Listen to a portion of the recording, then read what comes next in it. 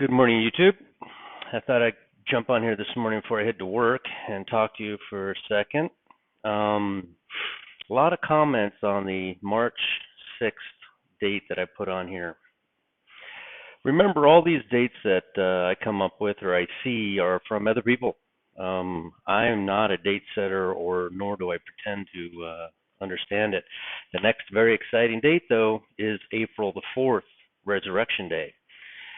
Wouldn't it make sense that Christians that follow Christ would go up at the same time he rose? It makes a lot of sense. I've been working on those 7 days, speaking with Charles over at the Sword of God quite a bit, and he has a big video coming out this Friday about that, and he hasn't. How do I say? He hasn't confirmed my notion of the 7 days, but I think I'm on the right track. He said that I'm pretty close, so I think we're going to get a really good answer on this Friday on the Sword of God. 7 days has always bugged me. I know that Jesus rose from the grave. I know that Jesus met with Thomas in the upper room on the 8th day because he had to spend 7 days with his bride, and you spend 7 days with the bride just like Jacob had to do it with Leah. He got Leah and spent 7 days with her, and then he got Rachel. That's been bugging me for the longest time because everybody's like, well, it's 40 days from when he rose. And in fact, it is. Figured it out the other night. I studied and studied, and in fact, it is. There's only one gospel that speaks of people touching Jesus during that 7 day period, and it's in Luke. And we all know Luke is the bride.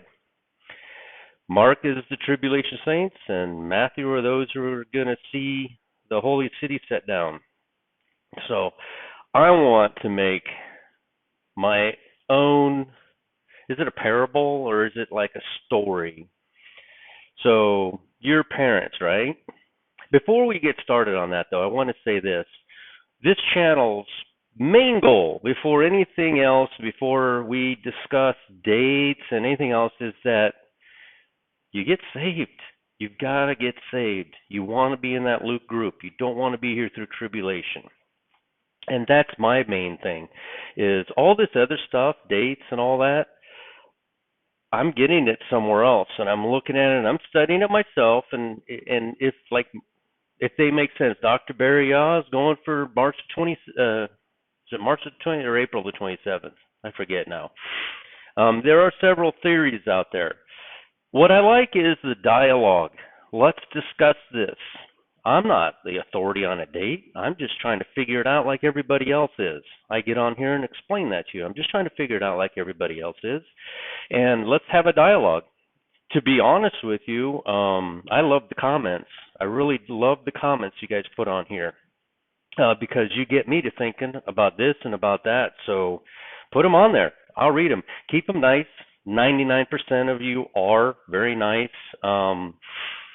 It's like, why would a saint be like being mean or cursing at a saint? You know, like I said, 99% of the comments are awesome. There's 1% that aren't, and I just delete you and block you. So no big deal. It doesn't bother me. I mean, I know we deal with all kinds of people on the planet, and not everybody's going to fall in line. So anyway, I want to get back to my story. Thought about this. We're going to Disney World, right? You're going to Disney World. You're married. Your spouse is sitting next to you, and you got 3 kids in the back. You've got that angry teenage 15-year-old girl back there, just mad, arms crossed, dressed kind of weird because she's in that stage. I've had 6 kids, so I know what I'm talking about. 3 girls, 3 boys. I know exactly what I'm talking about here. This one I can tell you I know. So, and then you got the one in the middle. He's about a 11-year-old boy. He's in his phone, doesn't look up, doesn't do anything but stays in that phone, plays his little games. And then you have the 8-year-old over there I mean, they could be, you can interchange them, boys, girls. I'm not sticking a gender to anyone, but I will stick a boy or a girl gender to everyone, though. So, that being said, you have on the other side, you have a boy there or a girl that's just elated. We're going to Disney World. We're on our way to Disney World. And he's asking every 5 seconds, are we there yet? Are we at Disney World yet? And you love his enthusiasm because he's asking, and you kind of, wondering why the other ones aren't as excited. You know what I'm saying? And so the little girl, or I'm going to use a little girl in this, just because I have a little girl. The little 14-year-old looks over and says, "Shut up! It's not that exciting anyway. It's boring. I don't even want to be here. I'd rather be with my friends." And then the 8-year-old's like, "We're almost there. It's exciting. I can hardly wait. I'm going to ride this ride. I'm going to ride that ride. I'm going to do this. I'm going to do that." And he's so enthusiastic. And the one in the middle is just indifferent. He's just kind of, yeah. See, the two older ones have been to Disney World already. The middle one's in his game, but he's kind of excited, but he just is not watching because he's already been there, and he's just not watching. He just thinks he's got it all figured out. And then the older one's like, "Yeah, I've already been there. I'd rather not go back there. I'd rather hang out with my teenage friends." So, in that analogy I just gave you, Luke, Mark, and Matthew. Yes, I said them backwards because the first will be last and the last will be first. You've got Luke's group, so excited. He's sitting there just, "Are we there yet? Oh, that road sign says this, and oh, that road sign says that." He's not a date setter, he's a date seeker. He's looking, man, he's just looking so hard. He's so excited, and the parents are, of course, up front going, "I wish they were all like him," but, they're not. And I love all three of them anyway. I'm going to take all three of them to Disney World. At the end of the day, all three of them are going to Disney World. Um, but I love all three of them. But man, I love that enthusiasm of that younger one. He just, "Oh, I see a road sign there. Oh, are we getting there yet? Are we close yet?" And you just wearing out the father. The father's just like, "Shut up! What are you asking me every 5 seconds for?" But he won't stop. He's not going to stop. He's going to keep seeking. So the one in the middle, he's just playing his game. He's already been there. Of course, we haven't been to heaven yet, but I'm just using this as an analogy, the best fit analogy I could think of. And you know, he's been there. He's kind of excited to go. He's not upset. He doesn't want to be anywhere else, but he's just kind of in his game. He's kind of in the world there a little bit, and he's kind of saying, you know, we'll get there when we get there. I know we're going to get there, so we'll get there when we get there. But he's not seeking. He's not searching. He's not watching. He's not. He's in his game. He's just sitting there in his game. He's not watching anything. God orders us to watch. You want to be the 8-year-old that's bouncing around, just searching and seeking. That's who you want to be. And then you have the teenage girl. I really don't want to be here. Just kind of going with the flow, looking at my nails and playing with my hair and hating on everything that everybody says. I really don't want to be here. And she's the Matthew group. They're going to go into, they're going to see the holy city set down. They're going to go into the 1,000-year millennium. Now, she's the daughter. She's seen a lot of stuff. She's angry that she's there. She doesn't want to be there. She wants to go back to her world. She's a pillar of salt. She just wants to look back and go back. But the one good piece of news is for her is that she won't receive the mark because her parents are sitting right up front, and she knows the truth. She might be angry. She might not want to be there. But the fact of the matter is she's in that car. She is saved. And that's the most important part about what I do here.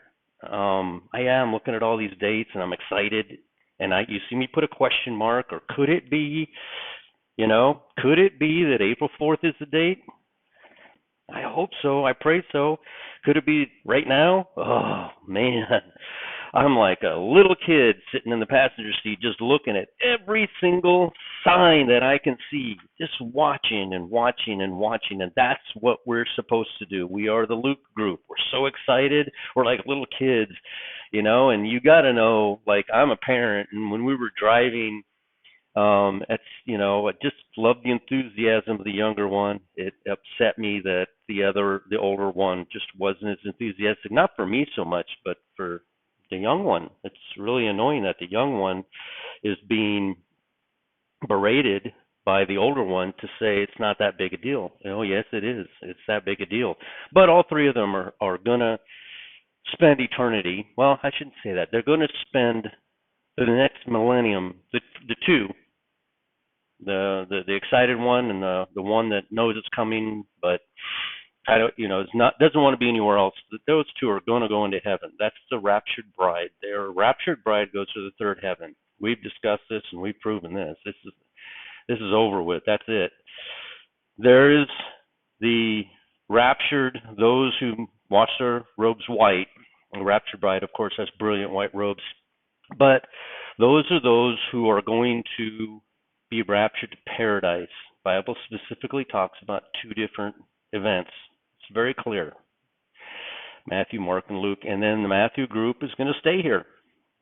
They're going to stay here. They're not going to receive the mark. They're going to go through it. Wow, they're going to go through it. But even if they die, they'll be resurrected again on the last day.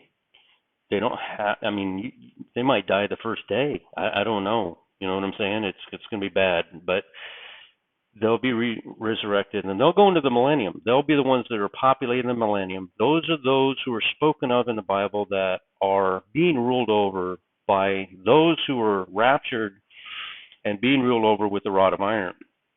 So anyway, I want to throw that analogy out there. The most important thing, before anything else, you can, whatever group of, whatever child you relate to, that's up to you. First and foremost, you need to go to a quiet place by yourself. Nobody needs to know what you're doing. Nobody needs to see what you're doing. By yourself, between you and your Father, and you pray. Pray to your dad. Pray to your Father. Ask him to forgive you for your sins. You know you have sins. You're just as big a sinner as I am. I'm just as big a sinner as you are. That's not what's important. What's important is the sin is not, and sin's bad. It sentences you to hell. But what's important is that you recognize that what you're doing is wrong. You know what you're doing is wrong. You cannot justify what you're doing as being right. It is wrong what you're doing, and you know it. Are you going to change overnight and stop sinning and just walk out with a whole new? No, that's not what's going to happen. But you are, slowly but surely, you're going to feel it in your heart. You're going to be like, oh, I can't do that. And it's going to nag at you. You can't do that. Until so many times that it nags at you, you stop doing it. It'll start with your littler sins and work its way on up to your bigger sins. But if you don't recognize the sin, how can you be saved?